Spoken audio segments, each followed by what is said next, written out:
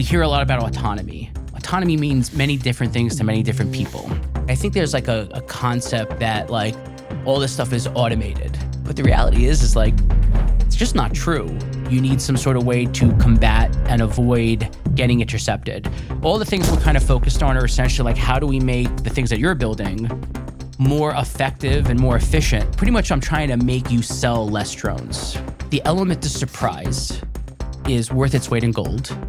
But it's not just that, it's that sometimes it's not always about the biggest boom, it's about the most precisely placed boom. Today's guest is founder and CEO of Vermeer, a company pioneering vision-based navigation systems for drones and autonomous platforms operating in GPS-denied environments.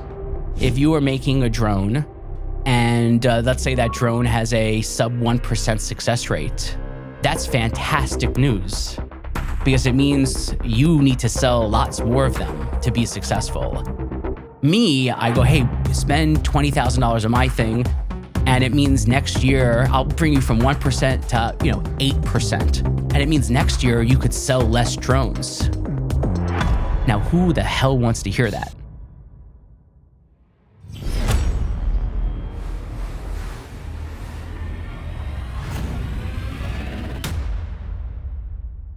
So Brian took a private jet from Ukraine here. That's what he told me. Now he's a big international arms dealer. Well, I mean, you gotta act and play the part. Act and play the part. What's up, buddy? How are you? I'm good. It's good being. I'm on a quasi world tour. Yeah. Southern California, LA. It's my second time in San Diego in 3 days. Yeah. And it's not gonna be my last time. So I'm kind of schlepping between LA and Southern California and San Diego. We're gonna start calling you Pitbull, Mr. Worldwide. Who or what is a pit bull? Stop it. Okay. Brian, how are you doing? How am I? Yeah, I'm good. I'm excited about seeing your shop. I guess dare I say, I'm slightly impressed, and I think I'm a hard guy to impress. So I'm impressed. I think that's the cool. first compliment you've ever given me. It's the first compliment I may have ever given. Wow. I know. Wow. I feel really, really special. So how did the shop make you feel? It kind of gave me shop size envy. I was kind of like, wait a second, why is my shop not this big? Yeah. He wishes he had a bigger shop. Yeah. So I'm like, I need higher ceilings. I need more square footage. Shop size envy. Yeah. The problem if you have a bit too big of a shop, though, in the part of the world where you live, is the bad guys come and find you. And by the bad guys, I mean the shaheeds. Yeah, I mean, you kind of know your life has slid dangerously off the rails when me and my team. I've been living in Ukraine for 2 years, but now I'm kind of living back stateside a bit. But when you're with your team of 8 or so people out there, and you're in a farm in Western Ukraine, outside of like a small business that manufactures pipes, and you're having serious discussions about what it would take to build an underground missile factory. Yep.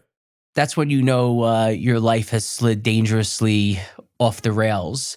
But I mean, I've seen in Ukraine, I have seen there are some missile shops, drone factories I've walked into that there are some where it's like me and Mr. White cooking meth in an RV, and then there are some I've walked into that are Gus Fring super meth lab with custom PCB rolling and HVAC systems and, clean rooms and, $30,000 3D printing type devices and stuff like that. So, the nicest missile factory I've ever been in over there. Couldn't believe how exquisite everything was. A few days after I was in it, the owner of the company walked over to me at an event I was at. And he goes, Brian, you know the missile factory, my missile factory? I go, yeah. He showed me a photo of his phone. It was flat into a pancake. That's just life over there, huh? It's just life over there. Yeah, it kind of makes you, I mean, I've also been in several factories that, I had to go to them after they got blown up to essentially assess the damage. Sure. And I remember assessing the damage. The damage was decent, but not terrible. And there's a guy who's like, one of the drones was a little damaged, and he's tinkering with my device, and he's tinkering. He has a Phillips screwdriver, a manual Phillips screwdriver. And I'm like, Jesus Christ, man, they know where this is. You couldn't bring the power screwdriver. Let's get in and out of here fast. Can we get the hell out of here, please? Yeah.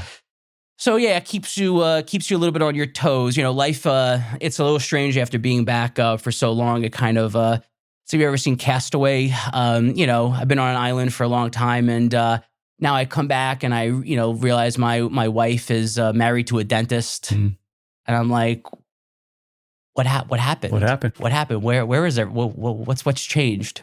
So in 2 years, what would have been the biggest changes you've seen living over there? I think that there's, I'll kind of say the thing that, we all kind of know, like the ebbs and the flow. There are minor changes, I think. Like there's kind of like tactic changes, and kind of, we've all seen like the rise of, the fiber optic drones and stuff like that. But like, I guess I'm still disappointed writ large. I think there's like a concept that like all this stuff is automated.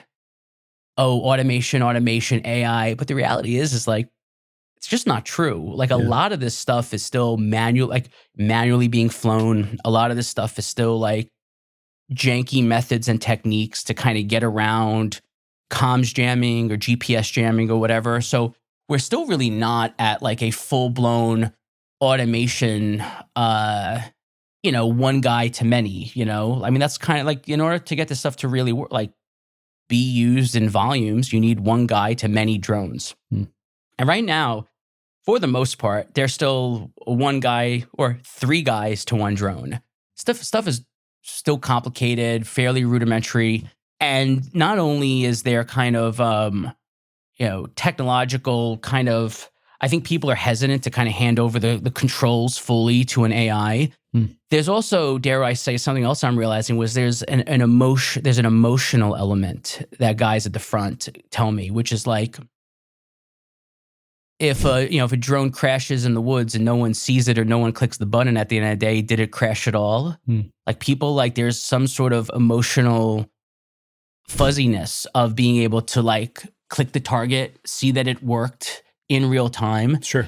Dare I say there's just like a victory lap that if you kind of let the machine do it, you lose, and you kind of wonder, did it happen at all? Or, it's just less exciting to a certain extent. You lose your humanity. Something like that. Which is a really weird phrase to say, given what you're talking about. Yes, the irony is not lost. Yeah. So, yeah, I think it's not so much what's changed, it's kind of like what hasn't changed, I think. We're still pretty early, yeah. Last time we talked, you're adamant that like if the Ukrainians spent an extra 10, 15, 20% on more intelligent systems, their success rate would go through the roof. You still there? So for those that don't know, I build a little box that has cameras and a computer and has a locally stored terrain database.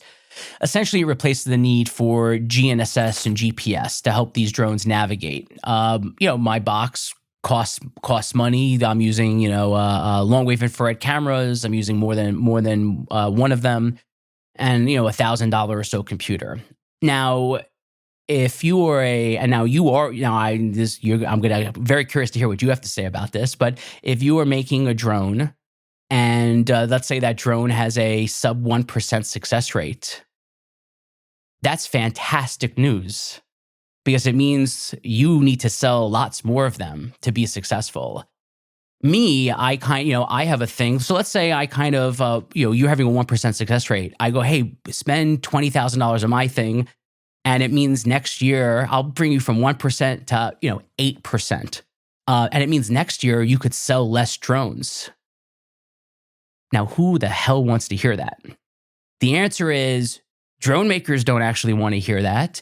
The people who do want to hear that are, people in Congress and U.S. taxpayers. So is a cost-benefit analysis, which is like, yes, the amount of drones we're spending that aren't hitting anything is, insane, and we're throwing billions and billions of dollars, into the ground. And it's like, yes, you get what you pay for. If you spend a little bit more money on this, and you get it to be more effective cost per hit. That's the real metric. It's cost per hit. Cost per hit. Then yeah, you sell one drone and it works 100% of the time, but it costs $1 million. Well, maybe it's worth it. Yep. So there's some there's some Goldilocks zone of like when the drone performs, costs a certain amount and is effective a certain amount of times. But you're not gonna, for guys like me who build, vision autonomy, selling to drone maker, getting that message across is challenging. This is a non-rational market. Yeah. And so do you then go over the top through the requirements folks to be like, hey, you need to put this on your drones, or like, what's the way to go get a sale? I guess it depends who you're trying to sell to. I mean, I think for me, I need to kind of become friendly with people that build drones. I need to become friendly with people who buy the drones, and I need to be friendly with the people in Congress who. The people in Congress are actually the people who are buying the drones. The military is not actually buying the drones. Yes. I wish somebody told this to me 9 years ago. But like that's really who if, I think maybe you said this to me, or someone wiser than I said, Brian, if I had to do it all over again, I wouldn't hire anyone. I wouldn't hire an engineer. Wouldn't have a CTO. I just hire a lobbyist first. Yep, that was me. Yeah. No truer words ever spoken. So now I have a lobbyist, and we go to Capitol Hill and shake our booty. Is that what you do? As someone who has to shake his booty, it's a nice booty. Someone has to shake his booty in Rayburn. Yeah, that's right. Once that's a right. month, I completely understand. That's right. Yeah. But like I think I have one thing that I think is really hard that money cannot buy, and that is like I did everything wrong. I didn't hire a lobbyist first. I literally just kind of was a guy who had this technology that I believed in and thought I could kind of show off that it worked, and I put myself in harm's way to do it, and it was very challenging to kind of set up business and work with Ukrainian drone manufacturers. And deploy these systems. It was not easy, but I have this one thing that's really cool and impossible to actually get, which is I have some credibility. Yeah, I know what it is to kind of like launch these systems it's different than and doing this stuff is different than posting it.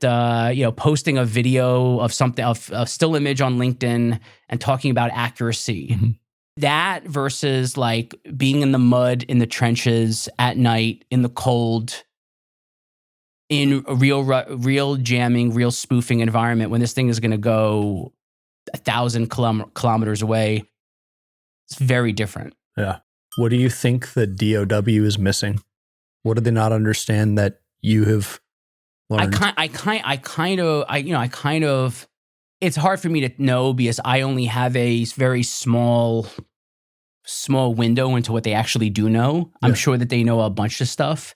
And I think this is true of kind of every defense kind of contractor. Like I think defense contractors are typically upset that the people in the people calling the shots don't listen to the defense contractors who have deployed this stuff, or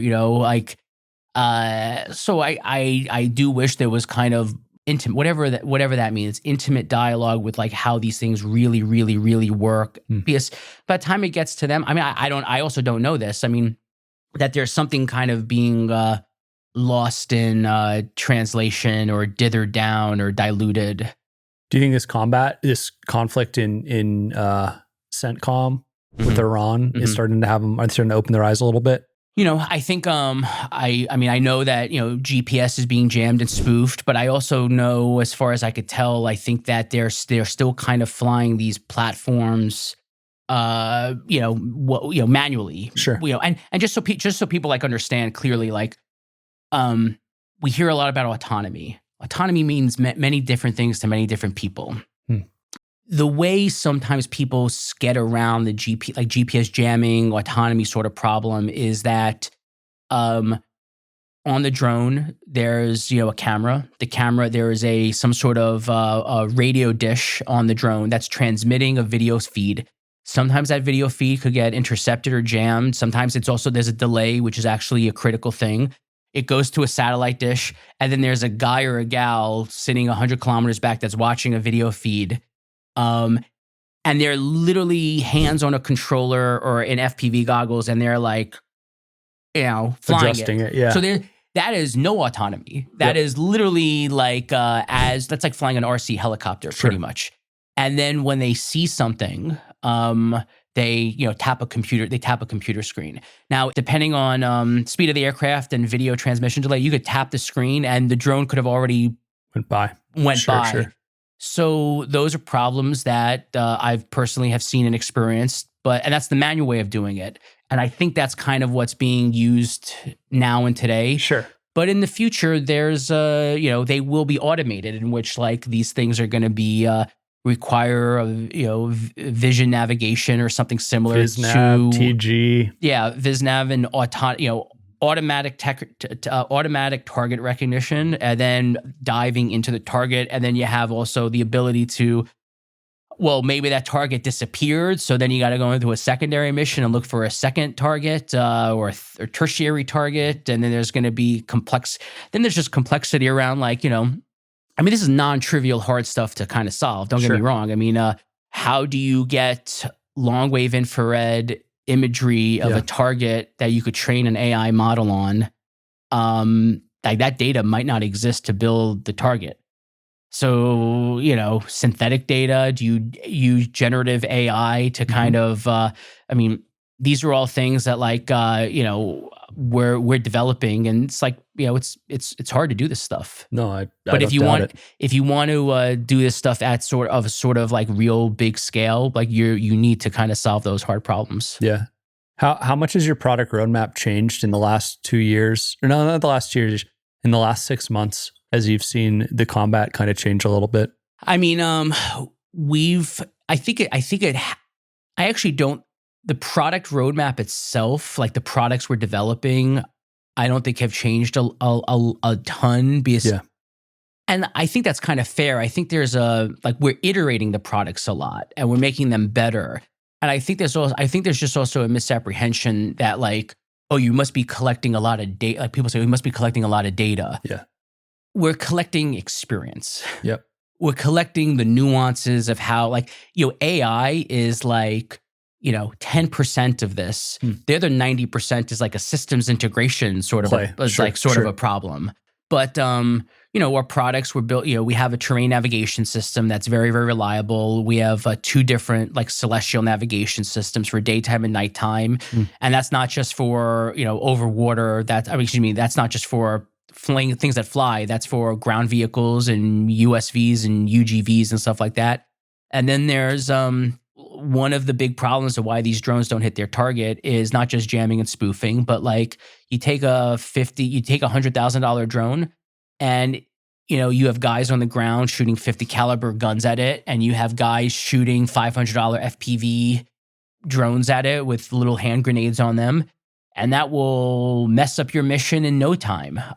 So you need some sort of way to combat and avoid getting intercepted. Yep. All the things we're kind of focused on are essentially how do we make the things that you're building more effective and more efficient? So that way, pretty much I'm trying to make you sell less drones. Yeah.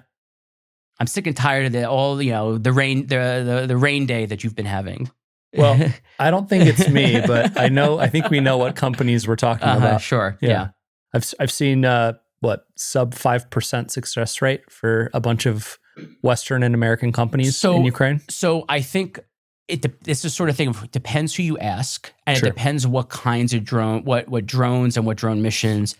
On I think if you look at the things I've been involved with are things that go very, very long ways away. So let's start there with deep strike. With deep strike drones, I think if you look at the literature on this, you'll find, I think, public-facing reports that say something like 5 to 10%, I think kind of within sources that I trust, I've been told 3%, and then went like this, 2% like this, 1% went like this. And certain people who might know think it might be around 0.5%. Okay. And again, these sorts of missions, it also depends on what is success. Certain people counts it, it behooves people to kind of count getting it close as successful. But sometimes, I think one of the things that we kind of learned from, Spiderweb, the element of surprise is worth its weight in gold. But it's not just that. It's that sometimes it's not always about the biggest boom. It's about the most precisely placed boom. Like, we're not trying to go after, destroy a massive thing often. Sometimes we just want to deliver. We want to just deliver a little bit of a boom in exactly the right place. And I think that there's like a cinematic element to bigger booms that kind of makes people's blood and adrenaline go. But at the end of the day, like if we had like a little birdie, a little butterfly flap its wings and go onto the thing and it just goes psst, or it plugs its ass into the USB port on some controller, on some drive and delivers a viral payload and turns off a thing. Like that's what you wanted it to do. I mean, you think like every day Ukraine hits some piece of Russia's oil infrastructure every single day. Yeah. And yet, like, that's going to like grind the cash machine to a halt in the long run. But people talk about Spider's Web because it blew up all these strategic bombers and it was very cinematic. You know, you're a Hollywood guy or former Hollywood guy. Yeah. So I totally get what you're saying. I mean, I think for a practical person like me, I'm like, yeah, hit the oil infrastructure constantly, like bleed them to death, right?